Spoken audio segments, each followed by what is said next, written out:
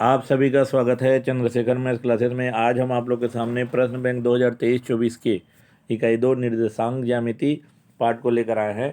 इसमें आलेख भी समाहित है। आइए सही विकल्प चुनकर लिखिए को हल करेंगे। बिंदु ऋण 4 7 निर्देशांक समतल के किस चतुर्थांश में स्थित है?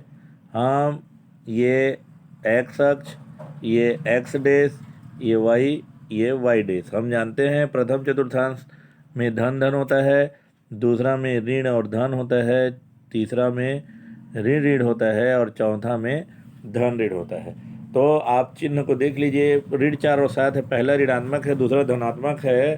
तो उसके बाद क्या होगा? ये द्वितीय चतुर्थांश में स्थित होगा। तो इसका पहला का जो सही उत्तर है वो द्वितीय चतुर्थांश। आगे बढ़ते हैं। बिंदु A4 5 की वाई अक्ष से लंबवत दूरी, वाई अक्ष से लंबवत दूरी हमारा 4 हो जाएगा। फिर और आगे बढ़ते हैं। मूल बिंदु के निर्देशांक हैं। हम जानते हैं मूल बिंदु का निर्देशांक क्या होता है? 0 0 होता है। तो ये जो पहला का है 0 0, ये हमारा अभीष्ट उत्तर है।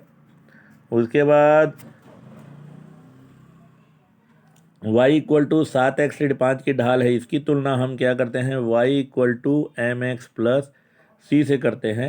तो m, y की जगह y है, m की जगह 7 है, c की जगह ऋण 5 है। तो हमको ढाल पूछ रहा है। ढाल का मतलब m बराबर हमारा 7 हो जाएगा। तो जो उत्तर है पहला 7, वो हमारा सही उत्तर है।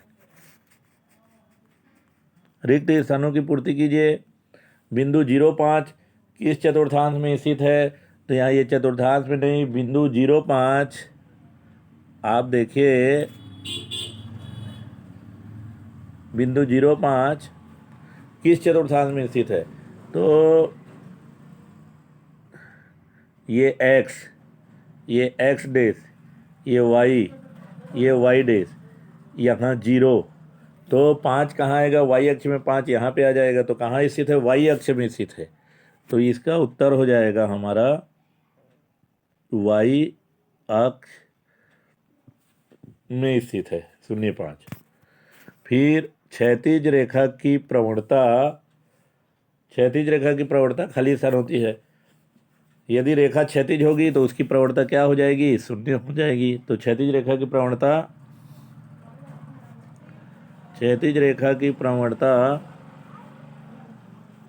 0 होती है।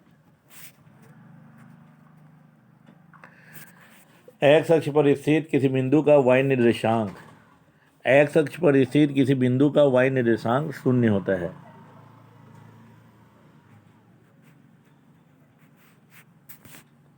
फिर दोनों अक्षों के कटान बिंदु को, ये दोनों अक्ष है, ये एक y अक्ष, एक x अक्ष, x, ये y, दोनों अक्षों के कटान बिंदु को हम क्या बोलते हैं? यहाँ पे मूल बिंदु 0 0 हम बोलते हैं। तो इसी प्रकार दोनों अक्ष के कटान बिंदु को हम क्या कहते हैं?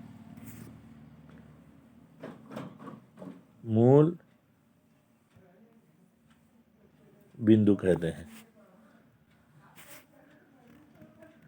फिर उसके बाद देखिए, यदि किसी बिंदु के निर्देशांक ऋण 4 0 हो तो यह बिंदु खाली स्थान अक्ष पर स्थित होगा। पहले ही हम लोग अभी बना चुके हैं।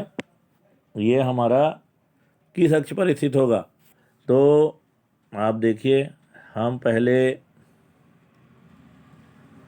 ये एक्स अक्ष,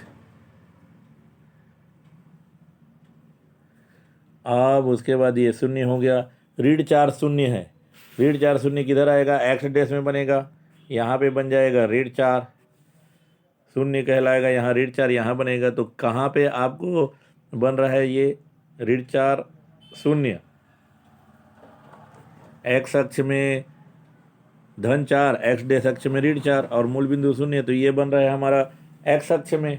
तो हमारा जो हो जाएगा, यदि किसी बिंदु के निर्देशांक ऋण 4 0 है तो यह बिंदु खाली स्थान अक्ष पर स्थित होगा। ये हमारा सही उत्तर हो जाएगा इसका एक्स अक्ष।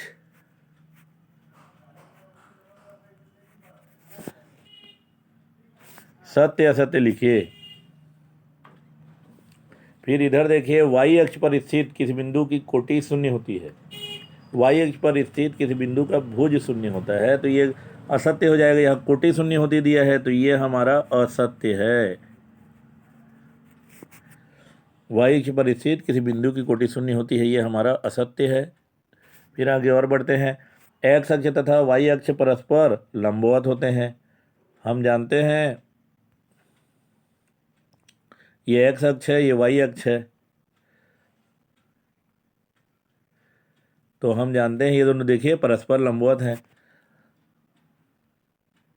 तो हमारा उत्तर जो हो जाएगा ये सत्य हो जाएगा। फिर एक सरल रेखा जिसकी ढाल m और y अक्ष से काटा गया अंतःखंड C है तो समीकरण y बराबर एम एक्स प्लस सी होगा। तो हम जानते हैं सरल रेखा का समीकरण y बराबर एम एक्स धन सी होता है, तो ये जो बोला है वो हमारा क्या है, सत्य है।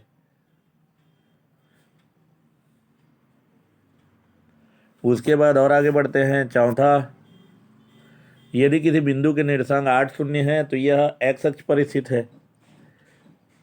ये देखिए x, ये x डैश, ये y, ये y डैश।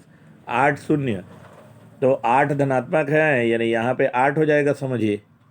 तो ये x अक्ष पर स्थित है बोल रहा है, तो सत्य है क्या, सत्य है, वो तो सत्य दिख रहा है। तो जो हमारा चौथा है वो सत्य है हमारा, कि यदि किसी बिंदु के निर्देशांक 8 शून्य है तो यह x अक्ष पर स्थित होगा। यदि निर्देशांक 8 शून्य है तो यह बिंदु x अक्ष पर स्थित है, यह हमारा सत्य है। फिर और आगे बढ़ते हैं। अगला प्रश्न है, मूल बिंदु के निर्देशांक x y होते हैं।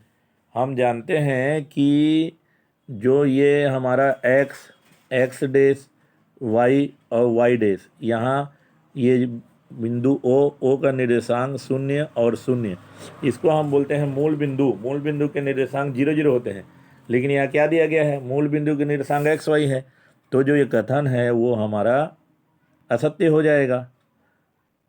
तो हम लिख सकते हैं ये जो कथन है वो असत्य है। इस प्रकार हमारा वीडियो कैसे लगा ज़रूर बताइएगा, और हमारे वीडियो को देखने के लिए आप सभी का बहुत बहुत धन्यवाद।